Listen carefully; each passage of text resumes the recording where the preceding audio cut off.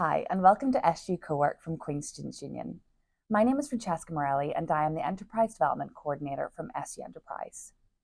Today, I am joined by Feminatech from the School of ECS. I've had the pleasure of mentoring the girls as they have gone through an entrepreneurial journey, and I'm going to ask them some questions about that today. So I'm joined by Emma Stevenson, Lauren Fagan, Catherine Morrison, Caitlin Moan, and Zara Wilson. They have developed Empower, a device to help women track menopause symptoms. So, you're all in final year now. How have you found your time at Queen's? Yeah, I think we would all agree that we've really enjoyed our time at Queen's. I think we were really lucky to come in at the same year and just happened to have met each other and become friends, and that's really helped, I think, throughout our journey. But yeah, it seems there's a sense in our course that more than other courses maybe that everyone does really enjoy going into class and learning and the coursework and And there things. seems to be a good kind of atmosphere even within the class Yeah. itself. And on the very first day, some of us just ended up sitting beside each other, and other ones of us met through going to the wrong classroom. Yeah. So it's just good that we've happened to pick the same modules and have stayed together the whole way through our 5 years. Yeah. And you chose electronics and electrical engineering. What made you choose that course in particular? Yeah, well, I guess the story is very different for everyone. I was driven by a love of tech and skill, and I knew I wanted to go into engineering, and electrical was kind of the right one. But what about everyone else? Mine's slightly less inspiring. I wanted good money Yeah. and the opportunity to travel, and all of my levels were STEM, and Yeah. it's something I enjoyed and I was good at. So. Yeah. Awesome. I was actually the same as Emma. I did technology at A level and just really enjoyed it. So kind of wanted to do something similar. And then, like Lauren, I liked the idea of traveling as well. Yeah. The thought of seeing the world while working seemed Yeah. pretty good to me. And good job prospects Yeah, at the very end good of it job, was yeah. probably a Good good. opportunity. Yeah. So I actually just really enjoyed math and the problem Yeah. solving aspect of it. My dad also did the same course in Ulster, Oh, so I kind cool. of was in to be like, this is a nice degree, this topic or type is good. So yeah.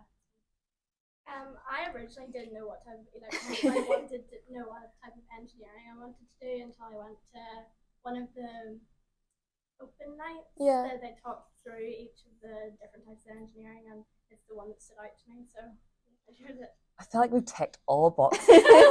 Not sure if that was intentional.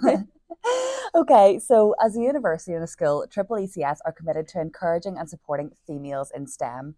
So how have you found it being a female in STEM?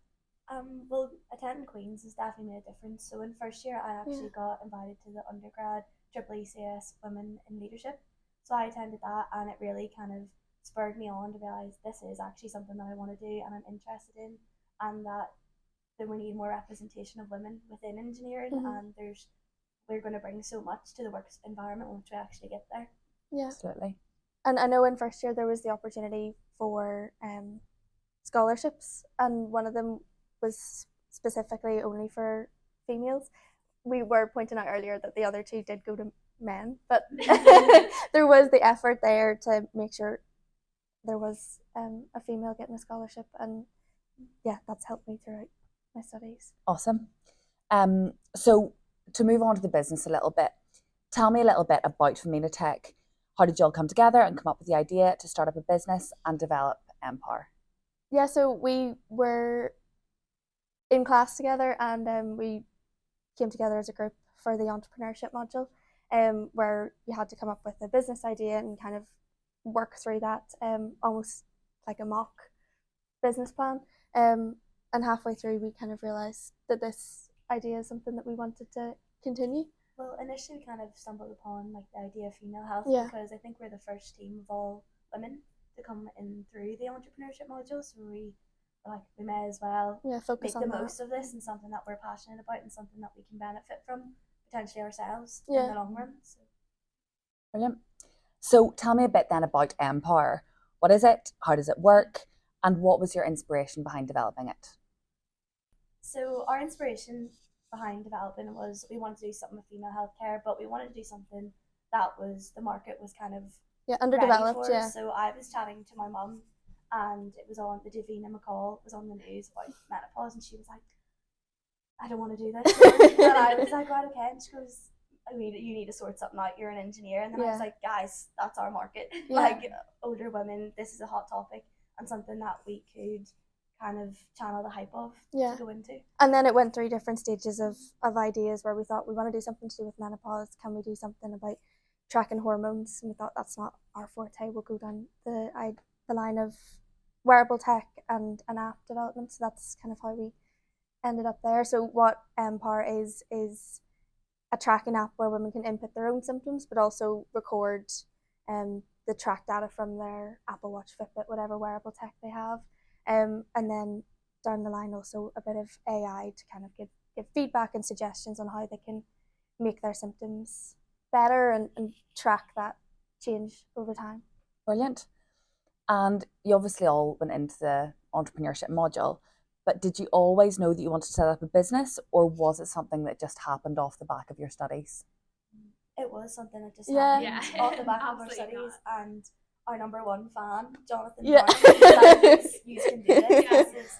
This is worth something, and believe in yourselves as much as he did, basically. Because we were saying, we were sitting in the class going, we just need to get through this year. We just need to, you know, get a good mark really in the module. And then kind of as time went on, him and Karen were kind of pushing us to go, this is a really good idea. You need to just try something at least.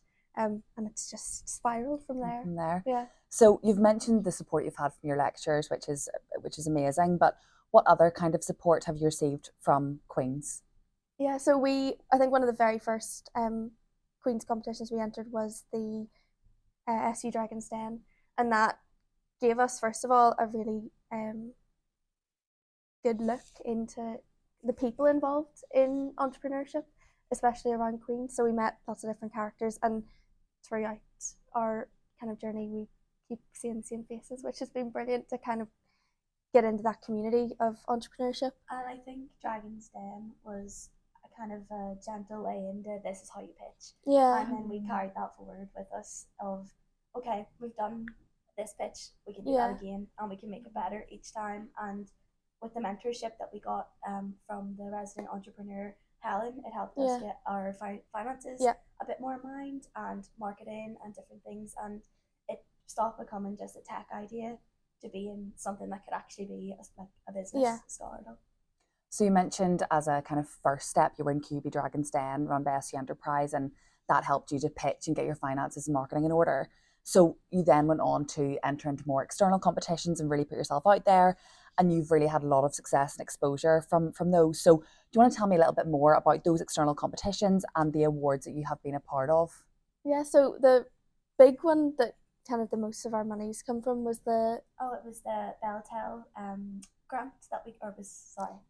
It was the TechStart one with it was the Beltel. TechStart event with it was the Beltel event 2023, but we won the TechStart grant at it, and we secured £10,000 in funding after I did a 2-minute pitch, and it was our first kind of major milestone and significant input of money.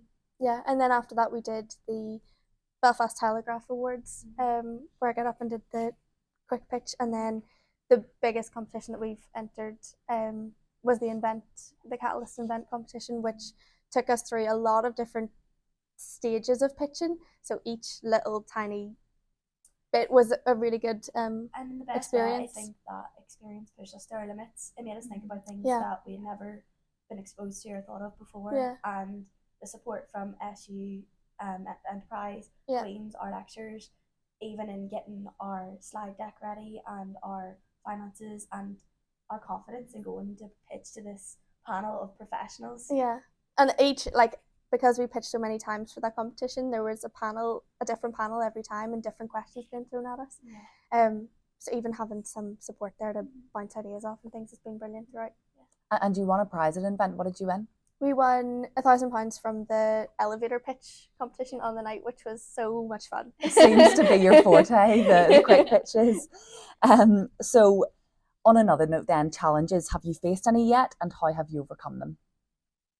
Probably the biggest challenge is trying to keep everything, all the balls in the air at the same time, everything going at once. But I feel like having a team of 5 does help with that, and we're able to kind of give spread out the workload a bit. spread the work.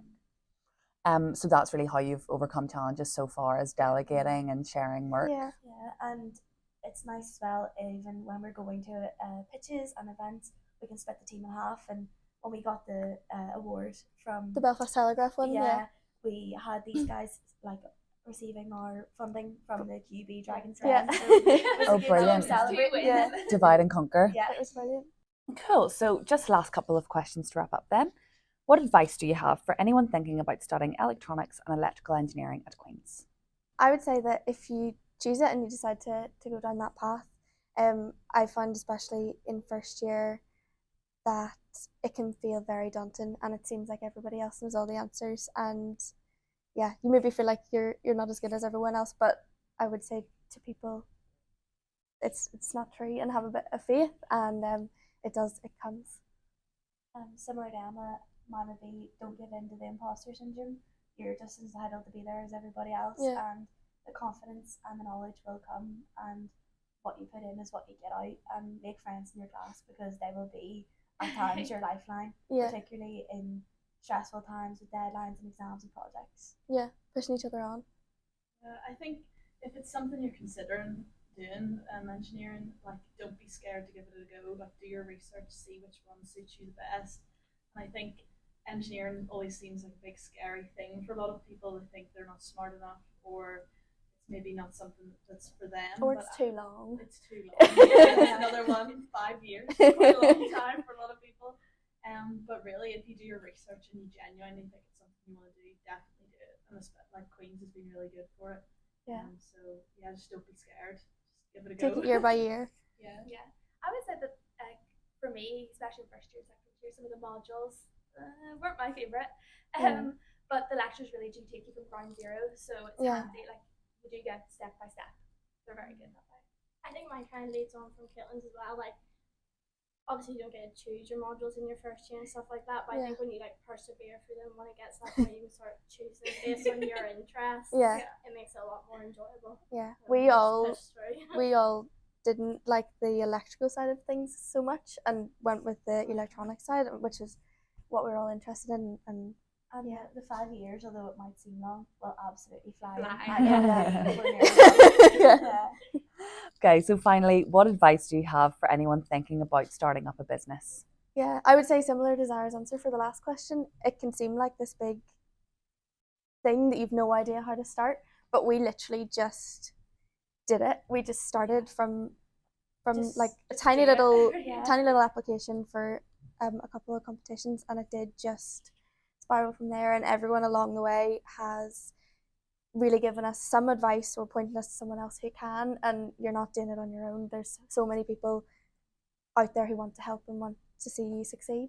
I would just say, be brave, put yourself out there, and if nobody's against you, everybody wants to see you do well. There's so much support and help within everybody else who is competing against you will actually become your friend, and as much as you're wanting to win, you also are kind of cheering each other on. Yeah, we've got support from other teams and things who have gone, oh well, we've got support with these guys for software development, let me put you in contact. And similarly, we've been able to help other people with different things and pitches and stuff. Just pretty much just do it. There's no very nice. Just do it. No, but genuinely, if you have an idea, you've got nothing to lose. It might take a bit of time, but if you're passionate about it, just give it a go. Yeah, and of course all these things completely contribute to your learning experiences, and if it's ultimately not the path you decide to go down, they look great in a CV and everything. Completely, even if it never goes any further, we will have so many amazing experiences and opportunities to meet people and pitch people, small talk with people. You don't get that anywhere else. Exactly, because even from pitches, we've both been on stage or been at events, and people are like, I'd hire you. Well, actually, I'm quite busy at the moment. Brilliant. Well, listen, thank you so much for coming in and talking to us today. It's been such a pleasure working with you all. And of course, myself and the SU Enterprise team and the School of EECS wish you all the best in the rest of your studies and your business journey. Thank you so much.